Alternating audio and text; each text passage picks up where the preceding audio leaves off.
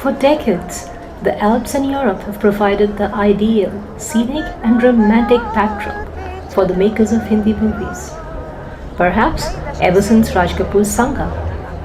It is difficult to forget the lovely locales in Yash Chopra's Silsila, Chandni and Dilwale Dulhaniya Le Jayenge.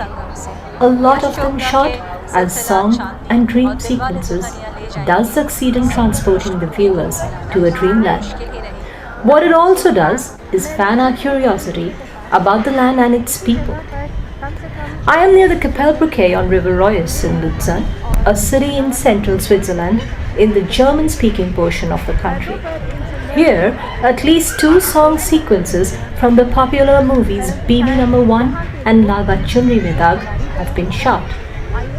Let us try asking a local and find out a bit more about this beautiful land and its people. Entschuldigung. Ja, how are you?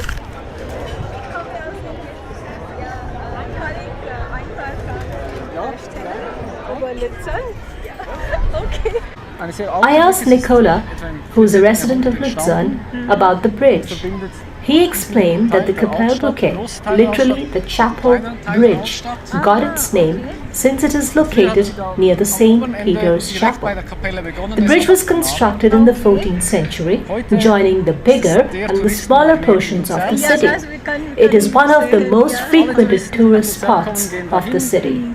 He said that the bridge was pretty and had beautiful paintings inside. There were many more before a fire burned the bridge in 1993. However, the bridge was soon rebuilt. Nicola was kind enough to agree to show and tell us more about the city. One finds another similar, old, covered wooden bridge a little way down the river, often overlooked by visitors, the Friar Bridge, named because it was located near a place on the river where chaff, that is Spreu in German, and leaves were allowed to be put in the river. This bridge also has old paintings. Here the theme is mortality. The philosophy underlined is that death is present everywhere, in the city, in the sea, or the country.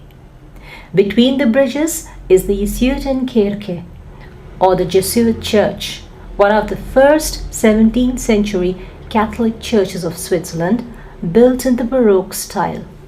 The ornate architecture, the delineating feature of Baroque style, in sharp contrast to the somber Protestant statements, is apparent in the beautifully done interior.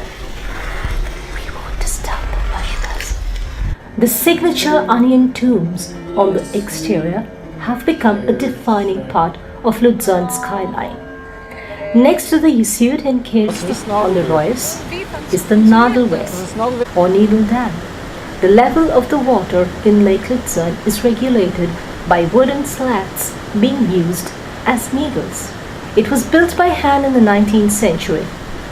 Now, a modern dam exists parallel to the old one, and both together control the water level in the lake.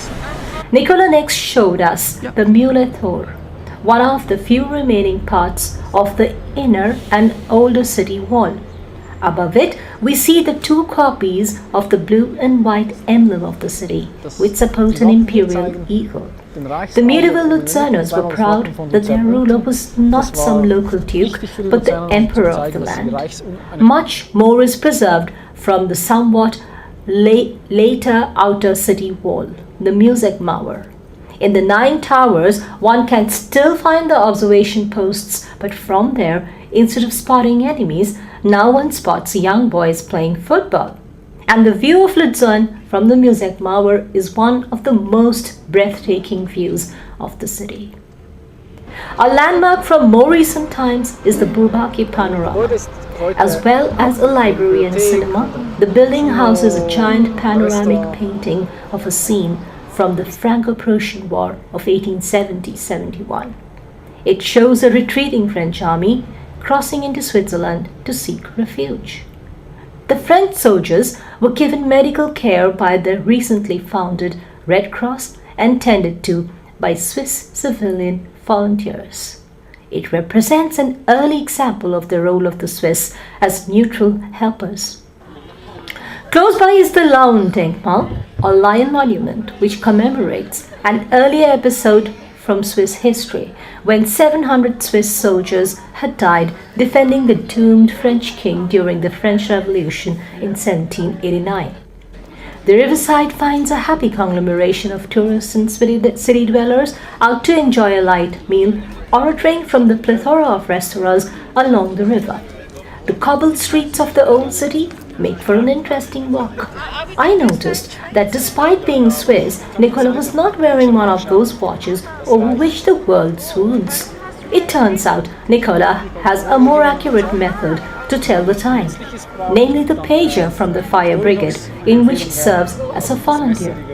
To people looking to buy souvenirs, he recommends a Swiss Army knife, which is more useful. Finally, I asked about the daily life of Swiss people. Nicola replied, In der Schweiz, da sind alle Leute, die glauben Tunnel sind verstecken Geld. that all Swiss people are busy boring tunnels and hiding money. Is he kidding? Yes, of course. He couldn't let go of a golden opportunity to take a dig at the cliches about the Swiss. On a more realistic note, he said that a Swiss lived his life like any other. In fact, he himself also worked as an IT professional.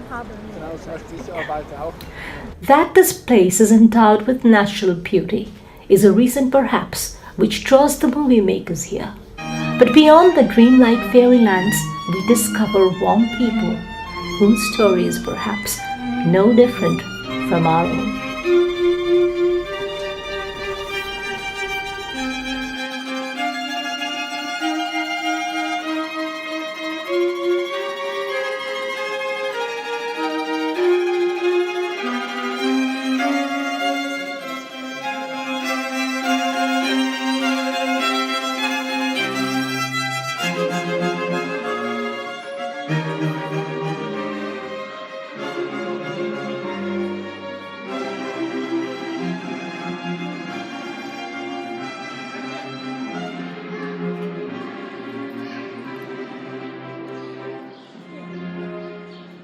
Danke vielmals, danke. Dann